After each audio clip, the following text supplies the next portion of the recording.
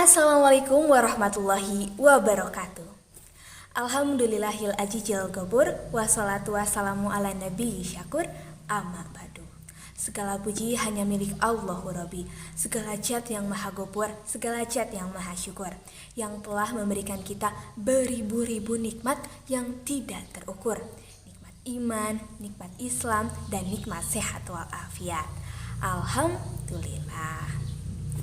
Sholawat serta salam mari kita curahkan ke junjungan alam Habibana ya Nabiyana Muhammad Sallallahu Alaihi Wasallam, kepada keluarganya, para sahabatnya, dan tabi'in tabiatnya, hingga kita semua selaku umatnya. Amin ya Allah ya Robbal Alamin. Nah, sebelumnya halo semuanya, halo teman-teman yang ada di Al-Jihad, yang ada di Ceko, maupun semuanya yang melihat video saya kali ini. Nah, perkenalkan, nama saya Zahra Aurelia Floren dari kelas 10 MIPA 7 sebagai calon anggota Ikmal angkatan 34. Nah, di sini saya akan menyampaikan sepatah dua patah kata yang disusun menjadi kalimat dan dirangkai menjadi beberapa paragraf yang akan saya sampaikan kepada teman-teman semua pada kali ini adalah yang berkaitan dengan remaja.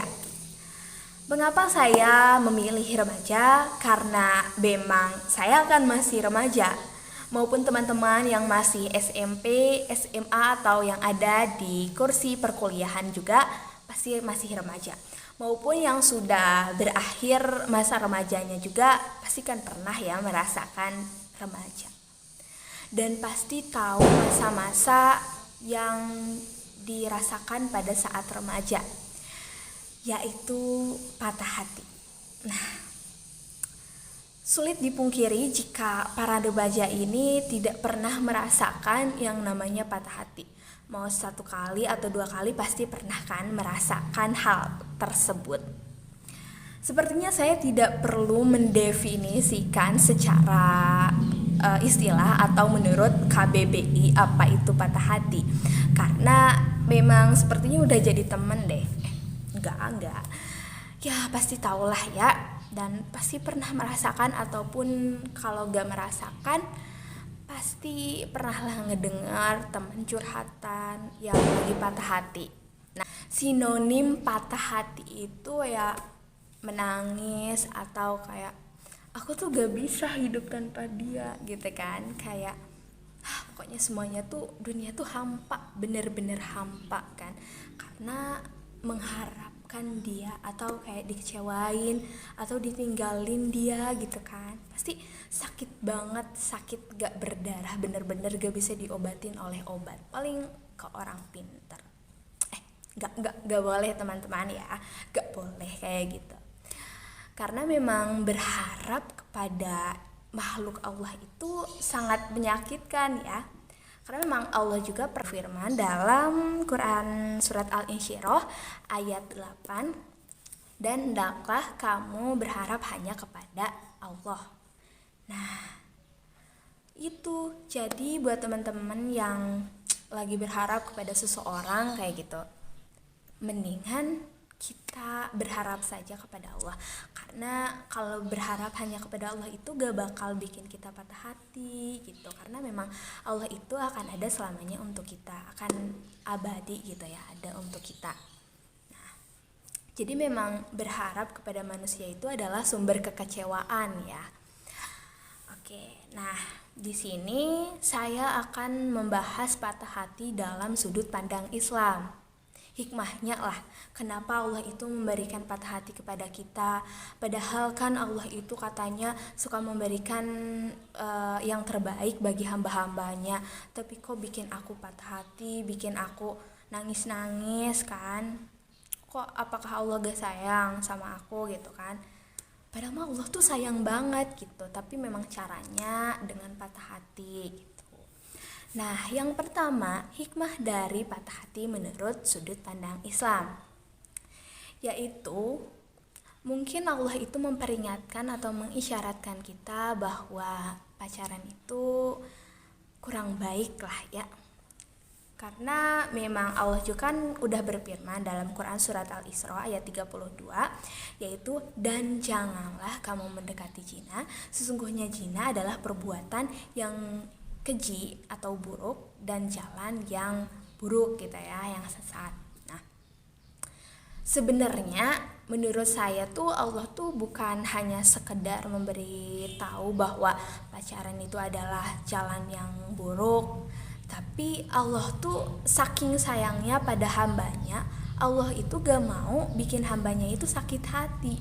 Allah itu gak mau bikin hambanya menangis gara-gara orang atau lawan jenis yang bukan mahramnya, yang tidak bertanggung jawab kepada kita, datang ngasih cinta ninggalin kan. Itu karena memang biasanya itu seperti itu kan. Makanya Allah itu gak mau nih bikin kamu sakit hati, melindungi hati kamu. Jadi Allah itu mematahkan hati kamu karena mungkin dengan cara yang lain gak bisa. Kamu masih selalu mengharapkan dia gitu. Jadi ya udah deh, dia dijauhkan dan dihilangkan dari hidupmu agar kamu tidak mendapatkan patah hati yang lebih parah daripada sekarang atau yang pernah dirasakan dulu-dulu gitu. Nah gitu, jadi harus husnuzon lah ke Allah tuh. Bukan Allah tuh bersikap buruk dan gak sayang sama kamu gitu. Nah, untuk yang kedua yaitu kalau misalnya nih kita remaja akhir atau yang menginjak dewasa dan siap untuk menikah. Mungkin laki-laki yang meninggalkan kamu itu bukan jodoh kamu gitu. Karena Allah itu udah mempersiapkan seseorang yang lebih baik, lebih wow gitu kan, lebih masya Allah daripada sebelumnya yang ninggalin kamu, yang hianatin kamu gitu. Karena memang Allah itu tidak akan pernah menghilangkan sesuatu kecuali menggantikannya dengan yang lebih baik. Nah kan kayak gitu. Jadi yang utamanya lagi kuncinya itu berhusnuzon ya. Tapi kalau misalnya kalian tuh berpikir kayak tidak, aku tuh cuma pengen sama dia, cuma dia yang bisa mewarnai hidup aku gitu kan. Nanti kalau gak sama dia aku sama siapa gitu kan. Biasanya kayak gitu-gitu. Jangan khawatir para teman-teman semuanya, karena memang Allah itu udah mempersiapkan kita untuk berpasang-pasangan. Nah, daripada mikirin aduh jodoh saya siapa ya, apakah Habib apa gitu, anak kiai mana gitu, atau misalnya sultan dari Dubai gitu. Daripada terus-terus mikir kayak gitu, mendingan kita memperbaiki diri kita, karena memang jodoh itu kan cerminan dari diri kita sendiri. Nah kayak gitu. Nanti juga pada suatu saat nanti kalau memang udah waktunya, Allah itu akan mendatangkan seseorang yang lebih baik dan memang berjodoh untuk kamu dan menemanimu selamanya, bukan hanya sesaat, bukan cuma menjadikan kamu rumah singgah, tapi rumah selamanya. Kayak gitu. Terus yang ketiga itu mengajarkan kamu untuk bersabar dan ikhlas. Belajar ikhlas bagaimana. Karena bersabar itu maupun ikhlas itu adalah sesuatu amalan, suatu sifat yang benar-benar langka lah di manusia. Karena gak semuanya bisa sabar gitu. Bahkan cuma dicolong setetes minum aja kan kalau yang gak sabaran itu, kamu kenapa sih gitu kan.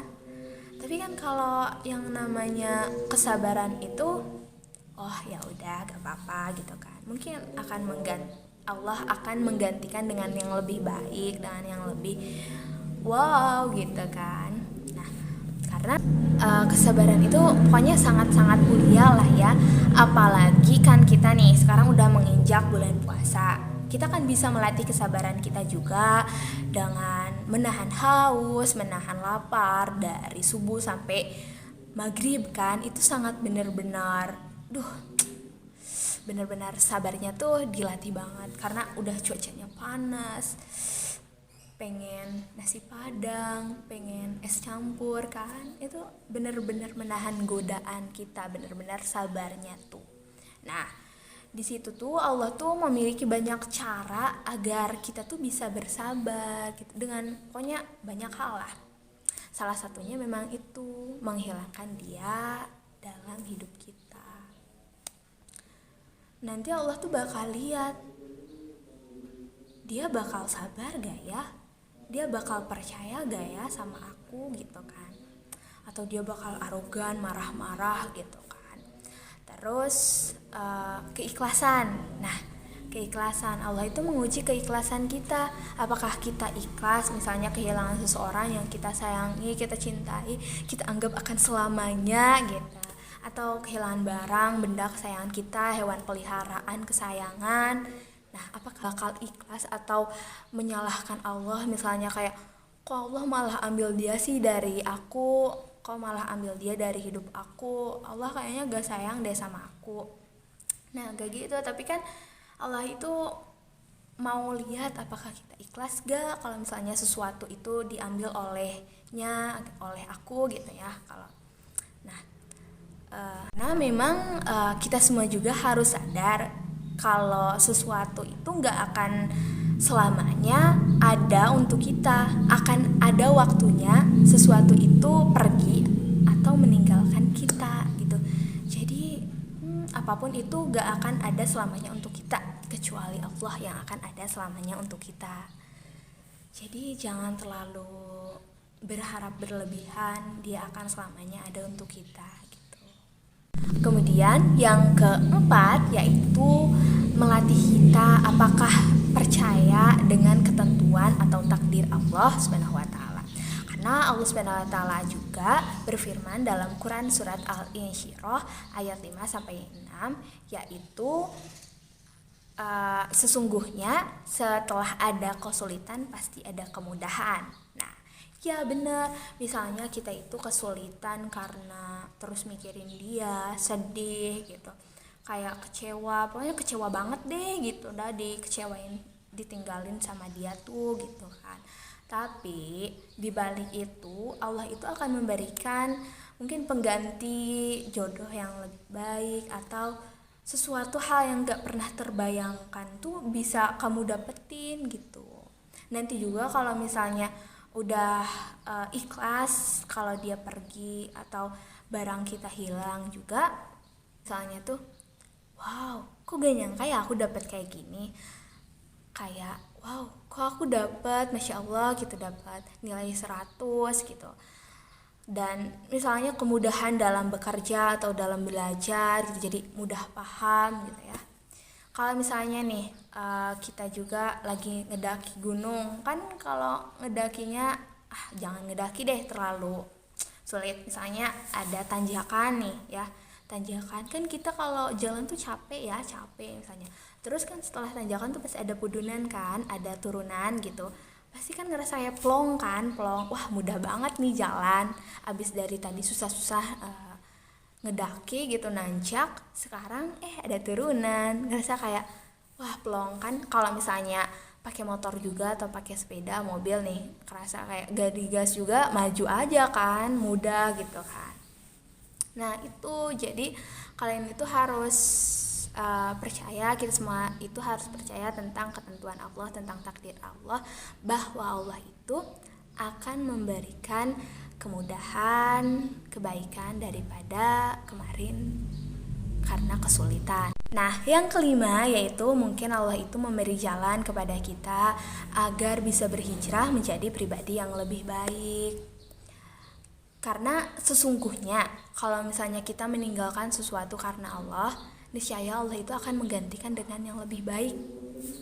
Nah, misalnya kita tuh punya pacar nih, tapi kita tuh sadar kalau misalnya aku tuh pengen hijrah sama Allah, aku tuh gak pengen gini terus. Kalau misalnya kamu belum siap untuk menikah gitu, karena memang cara menyalurkan cinta pada masa remaja ini hanyalah mendoakan dia gitu. Hanyalah dengan doa itu yang diridhoi Allah gitu untuk sekarang. Nah, kalau misalnya kita udah memutuskan buat berhijrah dan meninggalkan dia karena Allah, Allah itu akan menggantikan dengan yang lebih baik. Mungkin nanti jodohnya itu lebih masya Allah kan. Kita kan nggak tahu ya takdir Allah itu bagaimana, tapi lagi-lagi kita harus berhusnudzon kepada Allah. Nah itu. Tapi ingat, kalau misalnya kamu pengen hijrah, bilangnya ke dia pengen hijrah ke Allah, malah hijrah ke yang lain. Nah itu gak boleh ya teman-teman, karena berbohong gitulah, berbohong atas nama Allah gitu, mau hijrah malah hijrah ke yang lain, kan itu aduh bad sekali ya. Nah itu jangan. Kalau emang benar-benar mau hijrah, ya udah hijrah, perbaiki diri kamu sebaik-baiknya. Suatu saat nanti juga kalau misalnya kalian berjodoh, pasti bakal disatuin deh. Mau yang satu di Indonesia, yang satunya di Arab. Kalau emang udah jodoh mah pasti bakal ketemu. Kalau misalnya bukan jodoh, gini aja berdoa, ya Allah jodohinlah aku sama dia. Kalau bukan jodoh, pokoknya mau dijodohin gitu lah. Pokoknya aku tuh pengen sama dia. Enggak, bercanda. Gak boleh memaksa ya. Kita harus berserah kepada Allah. Tapi berserah bukan pasrah kayak udah sama siapa aja deh. Tapi ya berikhtiar dengan berdoa, meminta jodoh yang terbaik gitu kepada Allah Subhanahu wa taala. Nah, mungkin cukup segitu aja ya yang bisa saya sampaikan tentang hikmah-hikmah patah hati. Mungkin lain kali jika saya mendapatkan ilmu-ilmu baru lagi, bisa saya sampaikan kembali kepada teman-teman semua. Oke. Jadi sekarang kan kita udah masuk nih ke bulan Ramadan, bulan yang paling suci, bulan yang penuh ampunan. Jadi daripada kamu gamon-gamon sama dia yang gak jelas, yang ninggalin kamu, yang hianatin kamu, mending kita perbanyak amal kita dengan cara mengaji, berzikir, bergabung di majelis-majelis taklim atau pengajian. Dan yang paling utama yaitu selalu berhusnudzon kepada Allah Subhanahu wa taala. Akhirul kalam, terima kasih. Wassalamualaikum warahmatullahi wabarakatuh. Sampai jumpa teman-teman.